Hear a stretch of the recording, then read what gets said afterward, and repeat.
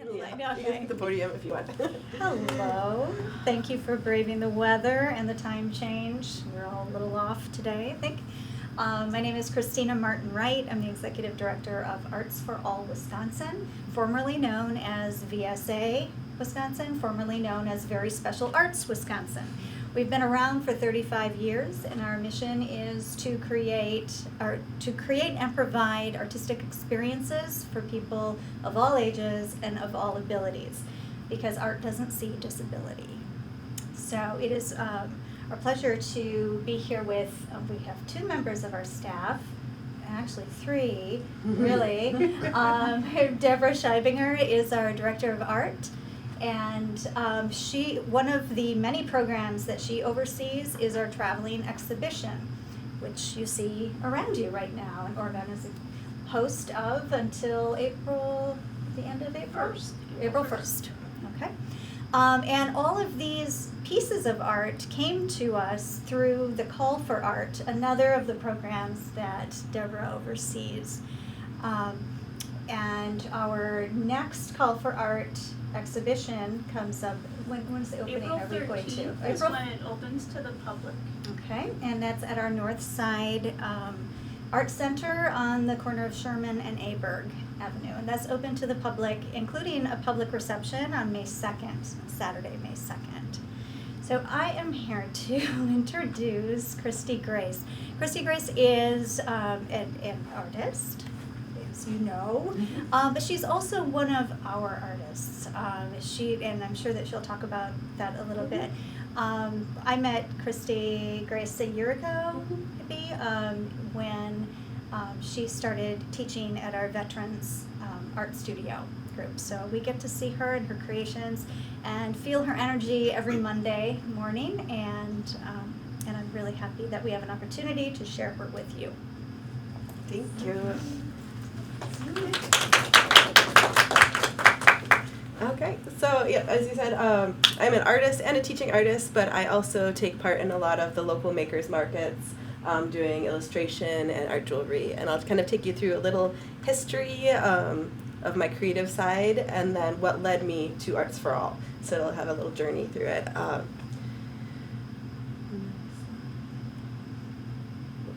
we go. Okay, so I went to school for graphic design, but during that time I paid my way through by doing art decorations and cakes, face and body painting, and though I really enjoyed all of those things, I loved anything hands-on. So even though I went to school for graphic design, I decided to go the way of art. But it wasn't all for nothing. I took my graphic design degree, and it's been helping me do children's book illustration. And so a couple years ago, a local mom, an author, was looking for an illustrator, and she kind of said, hey, anybody in this mom's group on Facebook know an illustrator? And two people recommended me, so that's how we met. And we've done 3 books together. The first one was 50 pages of watercolor illustration, which is a little too long for a 2-year-old, so we took that down to a board book, and both of those books are published in English and Spanish, because her mom is a translator, and they're both from Puerto Rico, and so you get culture, you get language, and then you get art, and it's a really good combo. The third book we did, I did in chalk pastels, and that one is my dream pillow. It's kind of a children's reader, so it's a little different format. But you can also see on the right, I do illustration style drawings, and they're just creatures that come up in my head, cute things, quirky things, usually with a twist. The heart is made of blood oranges, and it's called Blood Orange Heart, and so I like puns too.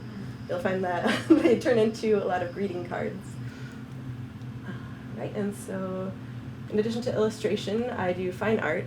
My fine art tends to be a little more emotive, based on nature, kind of the human and nature relationship, and I'll go deeper into that, but I do a lot of different mediums. So starting from the left top, you'll have watercolor, but that's a shadow box, so each piece is cut out. To the right of that is ink, acrylic, oil, and LEDs. I drilled holes through the wood and it lights up, which is really exciting. And then watercolor on the bottom with the heart. This one with the face in different colors, that's called swatches. It's made with acrylic and different pieces of fabric from my childhood, and it's sewn onto the canvas. the one to the right with the flowers, it's called Beauty with Bite, and it's made on electric spool base, and spray painted and then acrylic, and then the right side is oil pastel. So this is my art jewelry. I realized when I went to the art markets that nobody could take home a huge piece of art, and it was hard to fit in my car to show. So I made tiny pieces of art. So on the left you have rose mauling, polymer clay, and then tiny watercolor illustrations, all original art put into pendants. And then on the right is my Nature Walk pendant series, plus the tiny terrariums.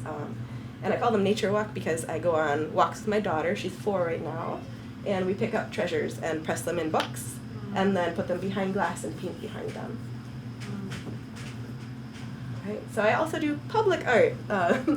Art's my full-time job, but I like to give back to my community. So in these 2 ways, I worked with Bucky on Parade, and they gave to cancer research. So I did Celestial Bucky, which was the crowd favorite, which was really amazing. Yeah. And then for Pomega, I did Biotech Bucky, and he was a lot of sculptural pieces, and that was really challenging but amazing. And then the 3 on the right and bottom, that's for Design for a Difference. And I've worked with them the 5 years they've been in Madison. So they take a nonprofit, completely revamp it, because they usually, nonprofits don't have enough money to put forward the face that they really deserve to put forward for all the good they do. And so the last one I did was the rose mauling, giant rose mauling. And around the same time I was teaching the veterans that I teach rose mauling. So it was a good a good mixture of art.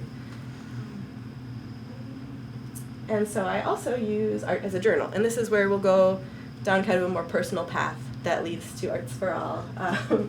So I got married in 2009, and a couple years later, you'll see the self-portrait on the left. It's not as scary as it looks. It's actually a complete balance of life and art and creation. In the lungs, there's music and branches supporting his family, all these connections. And so it's also it's this perfectly balanced life. But then I said, Mark, I have baby fever. And that became completely unbalanced immediately. And so you can see on the left there, my baby animals came out. I made a lot of those. And we started trying to make a family. And first year, no success, went to the doctor, nothing really to say. And then second year, no babies. Third year, no babies. So eventually I was like, okay, am I supposed to be a parent? I had all these questions, and of course it was hard emotionally. So I made art as part of my journey and part of my therapy. The piece in the middle is called Waiting, and it deals with this woman who's been there so long that the spiders have made lace for her. So she's just, and there's life blossoming all around her, but she's still there waiting. And so that was part of it. And then full circle, another self-portrait a couple years later, more of a raw one, more of one that's waiting on an answer. And so I finally had a surgery because I had a suspicion of what I had, and it turned out to be endometriosis. And so you'll get a quick lesson in this. It's actually Endometriosis Awareness Month right now in March, so it's a good time to give the speech. And I am 1 in 10, so it's not an unusual thing. It's the lining of the uterus that usually holds the baby, if there is a baby, that sheds out, but it ends up growing in different places. So I don't know if you can see the little comic on the left, but there's a very cute uterus saying, my lining is strong and independent. It grows wherever it wants. Isn't that cool? And the narrator said it wasn't cool. So the lining grows in different places, and instead of shedding out, it creates adhesions and cysts and pretty much a mess. And so I had a surgery, and they found, here on the left, normal reproductive system. My ball of mess is the one on the lower side, stage 4 endometriosis. And I did a whole blog about it, of course, because that's how I process art and writing, and it's just a great way to process through hard things. And so I did a pain scale, where's pain other than just my abdomen, and I did a piece talking about how it's not something that's talked about a lot. I didn't know about endometriosis until my sister's friend talked about it, and I'm like, what is that? Did research, and I ended up having it. So those are the adhesions over the mouth. I had a second surgery to attempt pregnancy. So they said it's probably not likely, but we can try. So that's the second surgery at the base. And I actually was in less pain when I woke up from the surgery than I was before I went in. So that kind of tells you the pain scale and how much it was binding. So we tried. 3 months, they said, if after 3 months of trying, you might have to have another surgery. We tried one more time, and we had Eliana. So art as a celebration, I painted my own stomach, in a mirror with body paint every week for the size of the baby, and made it to 39 weeks. And the watermelon there. And we had Eliana 4.5 years ago. And then I've been celebrating her in my artwork too, but this is when she was about 8 months old, and I applied to an art and science show. And this is oxytocin, the chemical compound in the background, and that's the bonding and love hormone. And so just that whole experience was really amazing and wonderful. And then with the roller coaster, 2 months after I had her, my symptoms for endometriosis came back. And so that was frustrating. Doctors say, okay, if you have a baby, you won't have to deal with the problems anymore. And they're finding with research that's not true. So new mom, exhausted, in pain. And so I made art about that. And the one on the left is called Sticky. And the adhesions are kind of stretching, and it's like there's no cure for endometriosis. So it's kind of talking about it's still there, but you're trying to live life, so she's looking off elsewhere. And the one in the middle is called It Is Heavy, She Is Light. And so it's talking about the love I have for my daughter, but also being dragged down by an illness at the same time. Come on in. And then there was also a few things going on that wasn't just endometriosis pain, and so I made an illustration for the doctor and actually gave this to him. I said, here's how I make sense of things. Here's the pain I'm feeling. And the trigger to go to the doctor was my husband was tickling me on my sides, and it actually felt like bruising. And so I said, that's not right. So just looking at this picture, I was diagnosed with fibromyalgia, another pain and exhaustion thing. So another thing without a cure. And so I dealt with that by making art and blogging about it, of course. And so I can say it kind of feels like being hit by a truck and floating at the same time, because you get brain fog and other symptoms, and you're very reactive to sight and smell and just anything that's too much. You're very sensitive to it. And so you have good days and bad days, but I dealt with it by making art. Let's see. Sorry, I went the wrong way. Okay, so I started making art about invisible illnesses. Like those two that I had, I said, okay, there might be other people out there that need to see it put this way, see it processed and painted, so they know they're not alone for one, but then to see there's a way of healing through art. And so this is some of my more recent work. It deals with Alzheimer's on the top, depression, endometriosis. And then this one I brought today, you can see the slow wear.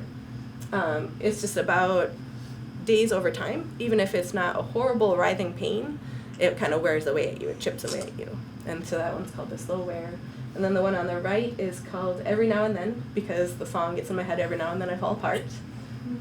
Another pun. But she's crumbling, but also growing at the same time. So there's a lot of hope in what you're going through. There are ferns coming out, and she's looking kind of to the light and still growing through that crumbling.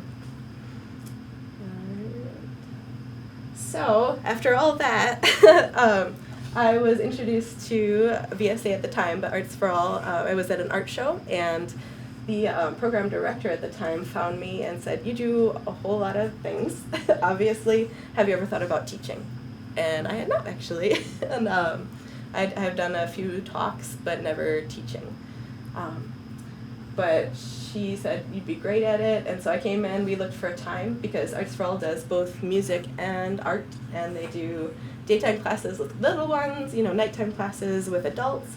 And I didn't know where I fit, but my schedule rotates around my daughter.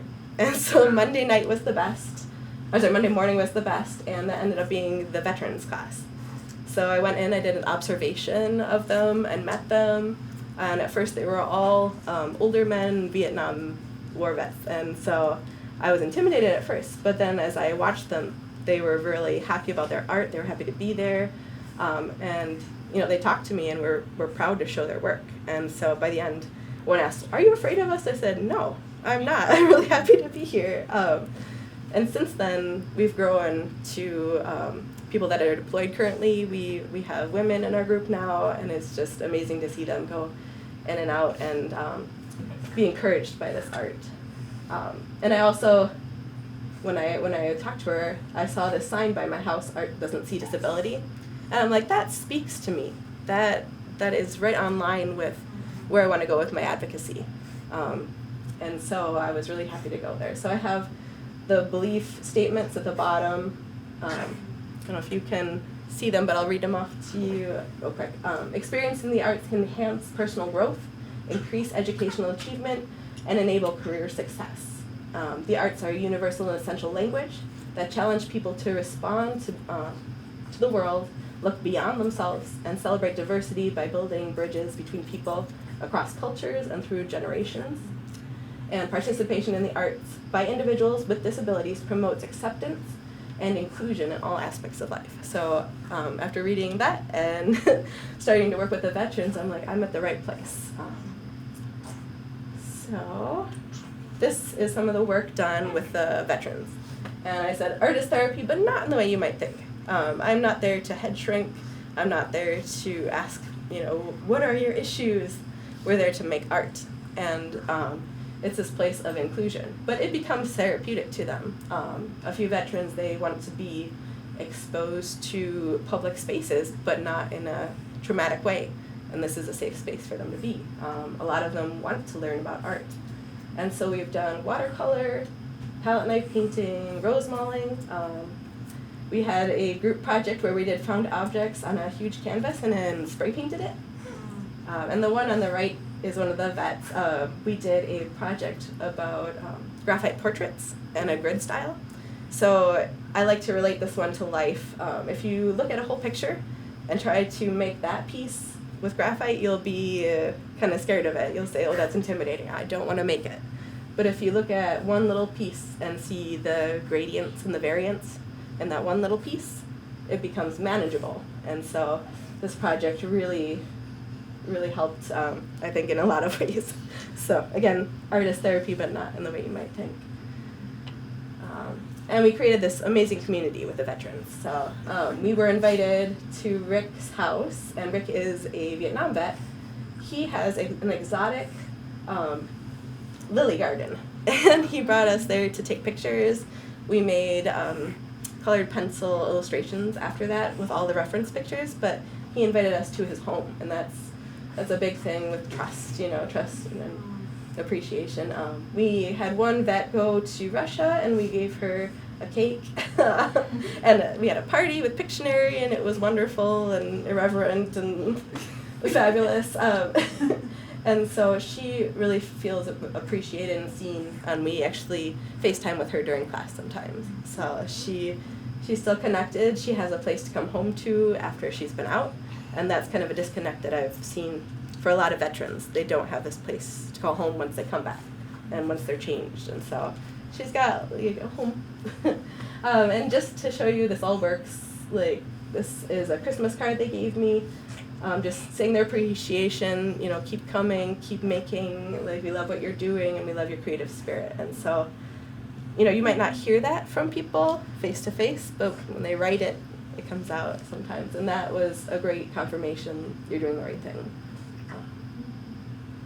So this is the call for arts last year. It was the whole exhibit, and these pieces came from that call for arts. And I just wanted to show how many, as you can see, how many different looks you have here, how many different backgrounds and disabilities are represented. But as you said, art doesn't see disability. It's art is a place to create and to communicate, and it brings a lot out that wouldn't be brought out without art.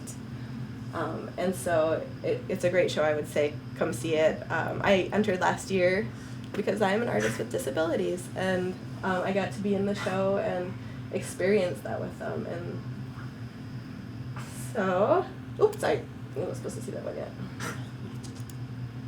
So, art doesn't see disabilities, and I just wanted to kind of give a reminder, like, you might look completely normal, the little person on the left that looks like a ghost, or you might feel like you're on fire, or you might have a physical disability that's visible and have a completely normal cognitive state, and there's this whole range in between. So I wanted to leave you with this last thought. I made one more piece of art specifically for this. Be kind, because you never know what somebody's dealing with, anybody, and make art because it's good for you and good for the people around you. That's it.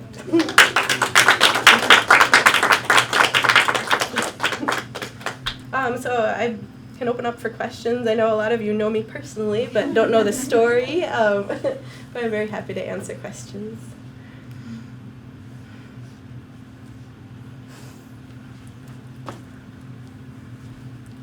What project are you looking forward to the most right now? Ooh, so with the veterans right now, we're doing oil pastels. So I'm really enjoying that because it's this messy, gritty project. So the question was, what project am I looking forward to? And so that one is the one I'm looking forward to with the veterans.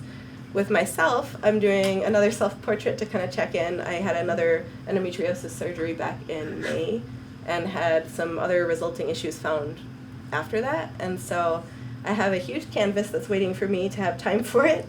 And I want to do one that talks about, I have some spinal issues and I had pain above my lower abdomen, and it turned out to be IBS, and so in my head there's a balloon made out of intestine, like, cause I don't know, it's just like that strange representation of what you're going through at the time. It helps me get through it, get past it almost, like say, okay, this is what I'm going through, but it's here on canvas, and I'm going to continue doing good things. So I'm excited for that. Thanks for the question. What piece has surprised you the most, either in like the way people reacted or the way it turned out that maybe you didn't expect? That's a really good question. So, yes, what piece has surprised me the most of my own that, and maybe the way people react or surprise myself? Let's see. I would say some of my darker pieces are the ones that get the biggest response, but it's always positive. You know, there's a few like, oh, wow, that's scary at first, but once I describe it, they're like, wow, that's wonderful that you're putting it out there, that you're saying these things, that you're communicating the hard parts in life that some people just stray away from.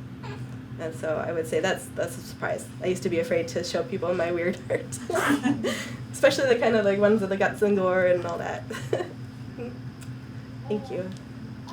Now that you've been teaching in the veterans class, do you see yourself as a potential teacher to other demographics, or? That's a hard question. So she asked if I see myself teaching people other than the veterans and other demographics, and I would say yes, probably. I think even though it's very hard for me, it's also the path I'm on to teach, good and advocacy, and so I think teaching is in my future, like continuing to teach, and just relating through art, because that's the common bridge that will unite all of that and make it something I'm really looking forward to. Thanks. Any other questions? Have you ever done any other projects in or with or related to libraries? Oftentimes libraries sort of have this goal of making a space for everyone, where everyone feels welcome, regardless of any category you can come up with. So it just seems like that really fits in well with your work. Yes. So the question was if I've ever done anything else in libraries. I've done teaching classes, teaching art, but it's never been related to disabilities or illnesses. And I think finding that common place might be good in the future. But I also just enjoy sharing art with the world. So I've done, 2 classes for kind of the celestial theme that you saw with Bucky, but on canvas. And I've done a polymer clay foods class, miniature food. So that was really fun. Lots with the kids, and I relate to them really well too. So it's good. Thank you. Anything else? Well, thank you so much. I really appreciate you being here.